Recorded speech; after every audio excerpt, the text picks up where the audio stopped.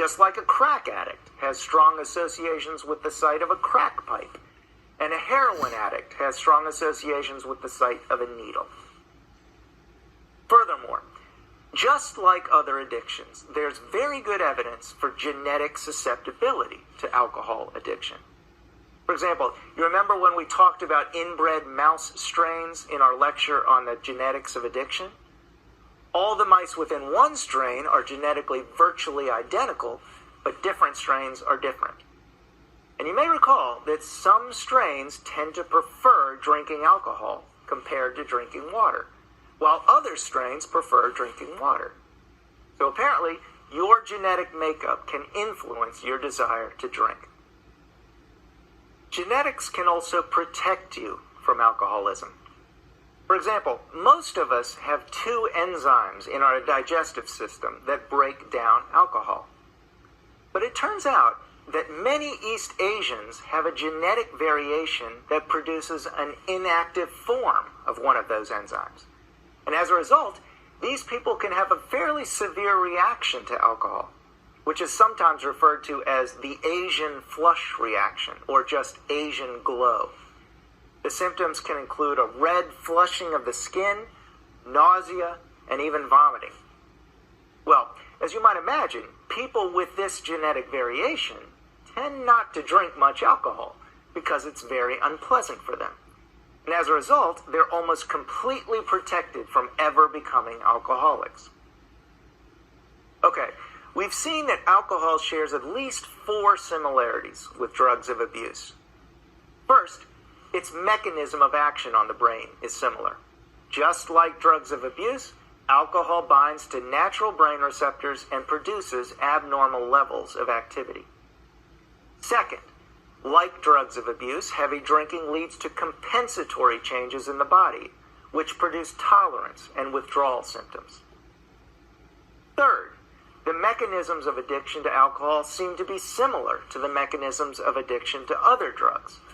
For example, alcohol leads to the release of dopamine, and it also activates the nucleus accumbens, the brain's reward center. And finally, genetic factors play an important role in addiction to alcohol, just like they do in addiction to other drugs.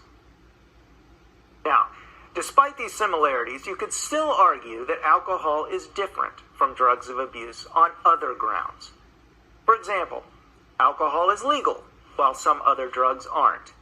It's also much more socially acceptable than so-called harder drugs. More importantly, though, there's some evidence that although alcohol is addictive, it's not as addictive as cocaine or heroin, or nicotine for that matter. This evidence comes from animal self-administration studies. Animals typically won't drink alcohol voluntarily, presumably because they don't like the taste. Furthermore, absorption of alcohol from the digestive system is relatively slow, and so the reinforcing effects take a while to have an impact. However, if animals are forced to drink alcohol, then they will indeed become addicted, and they'll voluntarily drink alcohol later. They'll also self-administer alcohol via an intravenous line without prompting. Now, I'll leave it up to you to decide whether these differences are big enough to say that alcohol is fundamentally different than other addictive drugs. Personally, I don't think so. But at the very least, I think we can agree that alcohol does share a number of similarities with drugs of abuse. Chronic alcohol use is also associated with a number of significant negative consequences, just like the chronic use of other drugs. So let's talk about some of those consequences. First, it's important to point out at the outset that most of the negative consequences we'll be discussing are associated with excessive alcohol use, not moderate use. In fact, moderate drinking can actually have some positive impacts on health. Low doses of alcohol dilate blood vessels, which produces good oxygen supply to the brain, and that may protect you from later dementia. Moderate drinking also increases levels of good cholesterol and decreases levels of bad cholesterol, thus reducing your risk of heart disease. But But excessive drinking and drinking at inappropriate times is associated with some very significant health risks. For example, as you may know, long-term heavy drinking can lead to cirrhosis of the liver. It can also cause brain damage and shrinkage of the cerebral cortex. And of course, drinking and driving can have fatal consequences. In fact, alcohol is estimated to be involved in about 50% of all highway deaths.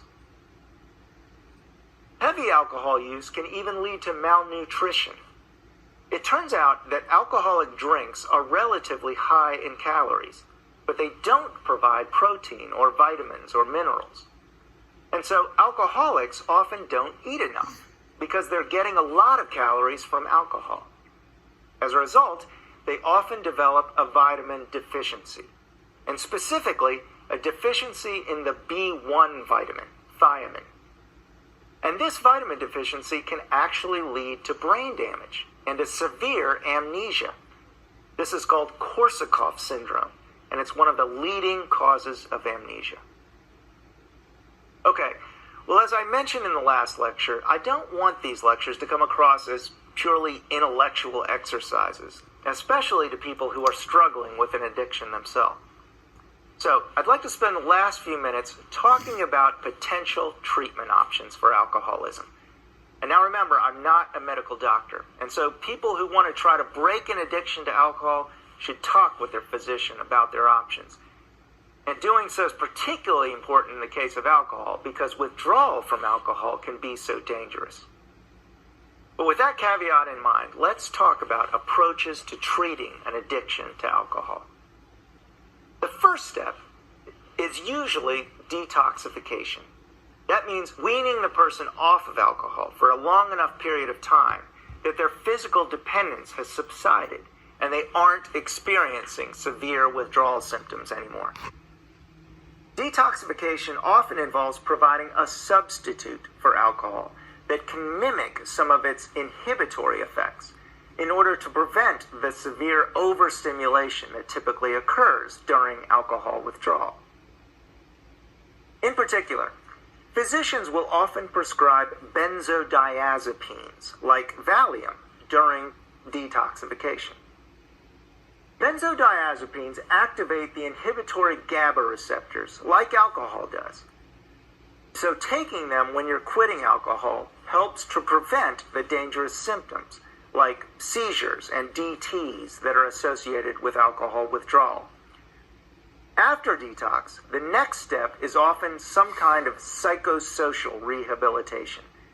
This could be individual or group therapy, or it could be a self-help group like Alcoholics Anonymous, Rational Recovery, or the community reinforcement approach. All of these psychosocial methods do seem to help, in the sense that people who participate are more likely to quit drinking than people who don't. However, they don't work for everyone. In fact, roughly 40 to 70% of people in the programs are drinking again after 1 year. Nevertheless, as we mentioned when we were talking about quitting smoking, it's often helpful to see failures as learning opportunities and as normal steps in the road to complete abstinence.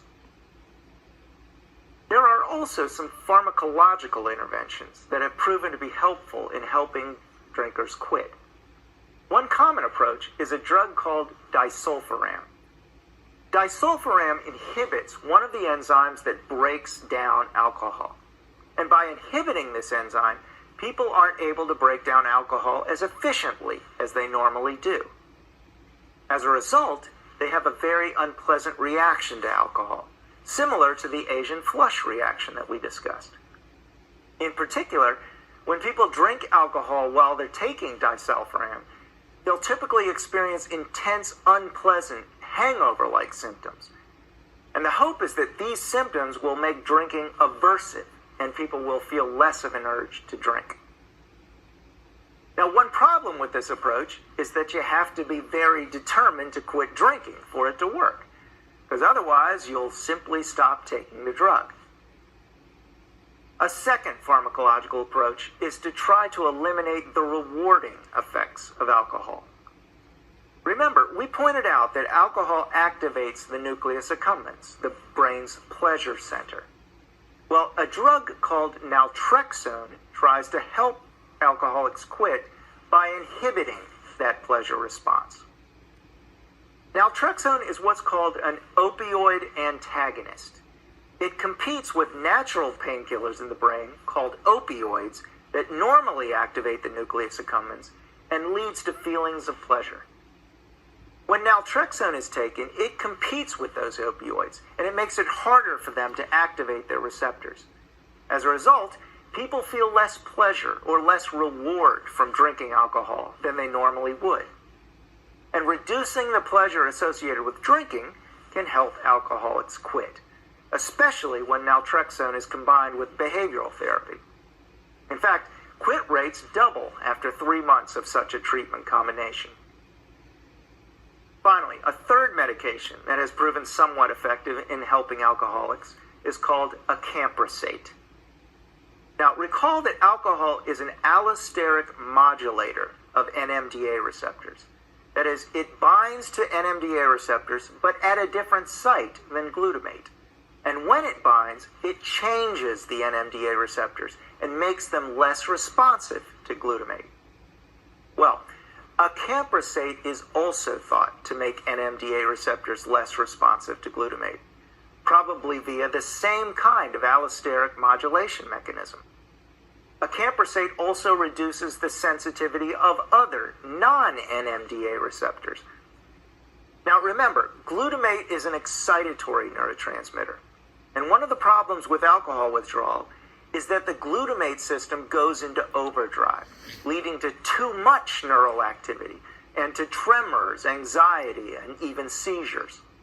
Well, if you're taking acamprosate, then the receptors will be less responsive to glutamate, which helps to keep the excitatory glutamate system under control.